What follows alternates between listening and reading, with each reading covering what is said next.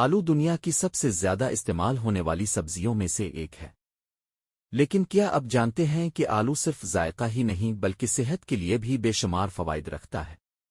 آلو میں vitamin C, vitamin B6، potassium اور فائبر پایا جاتا ہے جو جسم کو طاقت فراہم کرتا ہے۔ آلو کے فوائد: ایک، توانائی کا بہترین ذریعہ۔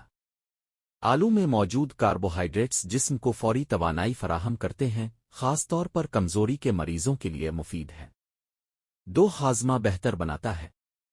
ابلے ہوئے آلو میں فائبر ہوتا ہے جو قبض کو کم کرتا ہے اور نظام ہاضمہ کو بہتر بناتا ہے۔ تین، دل کی صحت کے لیے مفید۔